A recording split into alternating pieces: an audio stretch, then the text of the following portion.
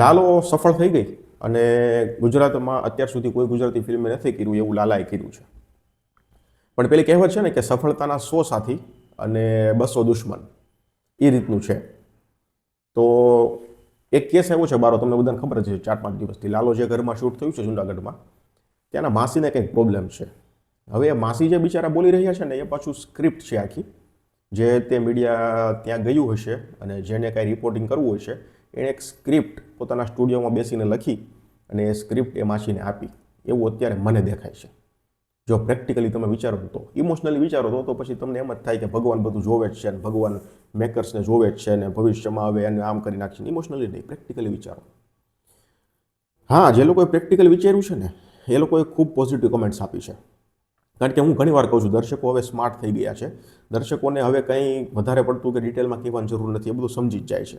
પણ છતાં બિચારા અમુક એવા ઇમોશનલી દર્શકો છે જે વાતમાં ઇમોશનલ થઈ જાય છે, એ લોકો માટે એક ક્લેરિફિકેશન આપી દઉં કે તમે છે ને પ્રેક્ટિકલ વિચારો.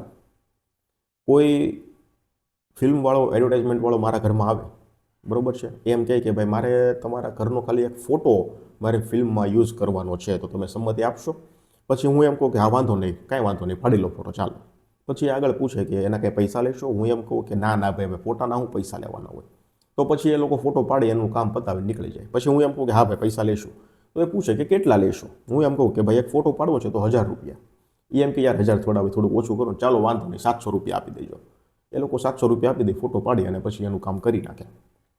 પછી એ ફિલ્મ કદાચ 1000 કરોડ રૂપિયા કમાઈ જાય અને પછી હું મીડિયામાં આવીને એમ કહું કે યાર એ લોકો આવ્યા હતા અને ફોટો પાડ્યો, મને પૂછ્યું નહીં, અને મેં તો ખાલી એક ફોટાની વાત કરી હતી ને એ લોકો 3 ફોટા પાડીને વૈયા ગયા, અને હવે 1000 કરોડ રૂપિયાની ફિલ્મ કમાઈ ગઈ છે તો મને તો એને મૂળ 700 રૂપિયા આપ્યા ને એવું થોડું હાલે. હું આવું કહું તો હું બદનામ થાઉં. એવી રીતે આ માસીને સ્ક્રિપ્ટ આપીને માસીને બિચારા પ્રેક્ટિકલ વિચાર્યા વગરનું બોલી ગયા. એમાં માસીને ખબર નહીં હોય કે ભાઈ જો આ સ્ક્રિપ્ટ મુજબ હું બોલીશ ને તો હું જ બદનામ થઈશ, અને અત્યારે માસી બદનામ થઈ જ રહ્યા છે. કારણ કે કોઈ પણ, મેં તમને આગળ કીધું ને કે મારા ઘરમાં એ લોકો આવે ને તો પહેલાં એને મારી પરવાનગી લેવી પડે. અરે મારા ઘરમાં કોઈ સરકારી કર્મચારી હોય ને તો પણ પરવાનગી લેવી પડે. મારા એકના ઘરમાં નહીં, આ આખા ભારતમાં એવું છે. કોઈ પણ સરકારી કર્મચારી કદાચ કોઈના ઘર પાસે જાય ને તો પહેલાં પરમિશન લઈ કે હું તમારી ઘરમાં અંદર આવું. એવી રીતે મીડિયાવાળા સિવાયના વ્યક્તિઓ છે, જે ફિલ્મવાળા છે કે એડવર્ટાઇઝમેન્ટવાળા છે, એ લોકો કોઈના ઘરમાં કંઈક શૂટિંગ કરવું હોય, ખાલી 10 સેકન્ડની એક રીલ બનાવવી હોય કે જે કાંઈ XYZ કરવું હોય, પહેલાં એ લોકો પરમિશન લે. કદાચ એ લોકો સાઇન પણ કરાવે કે ભાઈ અમે તમારા ઘરમાં શૂટ કરીએ, તમને કાંઈ પ્રોબ્લેમ નથી, ફલાણું. ઘણા એના નીતિ નિયમો આવે. નીતિ નિયમો વગર કાંઈ ના થાય. પણ અહીંયા જે માસી એ બોલી રહ્યા છે ને એવું જ બોલી રહ્યા છે કે 5 દિવસનું કહીને આવ્યા હતા અને 15 દિવસ રોકાણા. અને એટલે એવું તો બન્યું નથી કે ભાઈ તમે લોકો રાતે જ્યારે સૂતા હોય ત્યારે એ લોકો રાતે શૂટ કરી નાખ્યું, તમને ખબર ન હોય એમ શૂટ કરી નાખ્યું. આમાં બધા નીતિ નિયમો, પછી ડોક્યુમેન્ટેશન, સાઇન, સિક્કા બધું થઈને પછી જ તમારા ઘરમાં એ લોકો કેમેરો લઈને આવે. આવો નિયમ છે. આ લોકો, આ વાત હું એટલા માટે કરું છું કે જે લોકો ઇમોશનલી થઈને કમેન્ટ્સ કરે છે અથવા તો ઇમોશનલી વેમાં એ લોકો જોઈ રહ્યા છે ને કે ભગવાન બધું જોવે જ છે અને મેકર્સે 100 કરોડ રૂપિયા કમાઈ લીધા એટલે હવે માસીની હામું નથી જોતા. પણ એ માસીની હામું જ્યારે જોવાનું હતું ત્યારે જોવાઈ ગયું.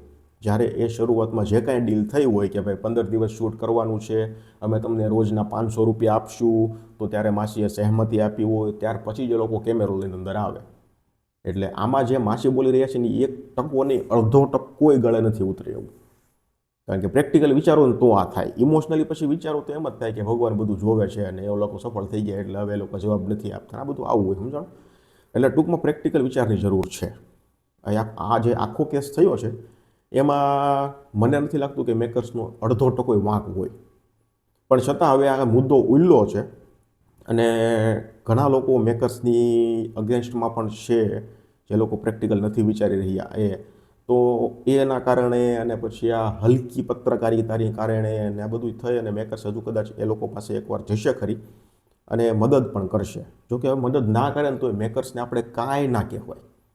કારણ કે શૂટિંગ શરૂ કરતાં પહેલાં જે કાંઈ કાગળિયા, ડોક્યુમેન્ટેશન, પૈસાની લેવડ દેવડ એ બધું નક્કી થયું હોય એ પ્રમાણમાં કામ કરી જ નાખ્યું હોય, અને જો કામ ન કર્યું હોય ને એ પ્રમાણે ફી ન આપી હોય તો રિલીઝ થઈને એની પહેલાં લાલો ફિલ્મના મેકર્સની અગેન્સ્ટમાં FIR પણ થઈ ગઈ હોત કે ભાઈ આ લોકો શૂટિંગ માટે આવ્યા હતા અને અમને દિવસના 500 રૂપિયા કીધા હતા અને અમને હજી આપ્યા નથી.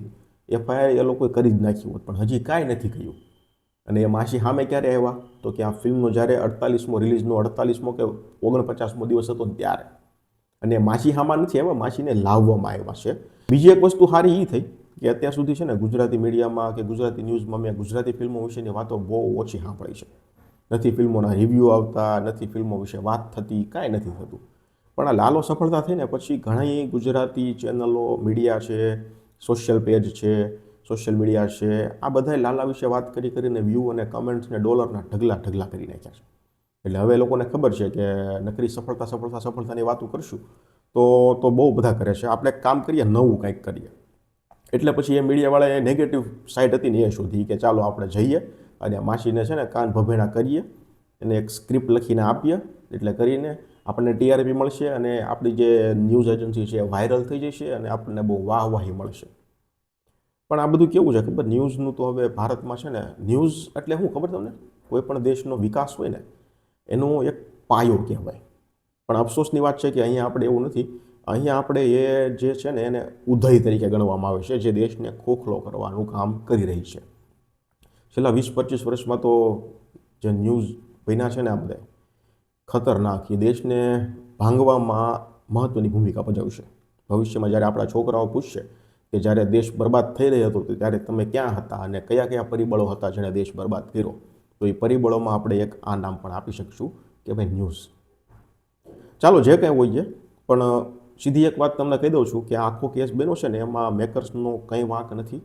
પ્રેક્ટિકલી વિચારો ને તો તમને લાગશે, ઇમોશનલી વિચારશો તો તમને મેકર્સનો જ વાંક લાગશે.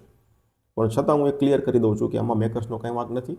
જે કાંઈ છે એ બધી કાન ભંભેરણી છે અને TRPની ભૂખ છે. 56મા દિવસની ઓક્યુપન્સી તમને કહું તો 10.44% હતી. મોર્નિંગ શોમાં 3.44, આફ્ટરનૂનમાં 9.50, ઇવનિંગ શોમાં 9 અને નાઇટ શોમાં 19.83. ફિલ્મ કલેક્શન આમ જોઈએ તો છેલ્લા 2 દિવસમાં તો ઘટ્યું છે, પણ ગુજરાતી ભાષાની ફિલ્મ તરીકે જોઈએ તો કલેક્શન જબરજસ્ત જ છે. કારણ કે તમે જુઓ 55મા દિવસનું 75 લાખ અને કોઈ ગુજરાતી ફિલ્મ માટે 75 લાખ રૂપિયા કલેક્શન એટલે જબરજસ્ત જ કહેવાય. પછી 56મા દિવસે ઘટી અને પાછું 56 લાખ રૂપિયા થઈ ગયું. ટોટલ નેટ કલેક્શન થાય છે 87 કરોડ અને 56 લાખ રૂપિયા. ગ્રોસ કલેક્શન થાય છે 103 કરોડ રૂપિયા ઇન્ડિયાનું. ઓવરસીસમાંથી હજી 6.5 કરોડ રૂપિયા બતાવે છે, એટલે અપડેટ નથી થયું. કારણ કે આ 3 દિવસથી એકનું એક બતાવે છે, અપડેટ નથી થયું. અપડેટ થશે એટલે આગળ વાત કરીશું. અત્યારે જોઈએ ને તો 109 કરોડ અને 50 લાખ રૂપિયા કલેક્શન વર્લ્ડ વાઇડ થયું છે. આ ઓવરસીસવાળું 2-3 દિવસમાં અપડેટ થાય તો કંઈક આંકડો ઓરિજિનલ સામે આવે. 109 કરોડ અને 50 લાખ રૂપિયા અત્યારે લાલોનું વર્લ્ડ વાઇડ કલેક્શન થયું છે. આ જે કેસ અત્યારે મેં તમને આગળ કીધો એને તમે કઈ નજરે જોવો છો એ મને કમેન્ટ સેક્શનમાં જણાવજો. ધન્યવાદ.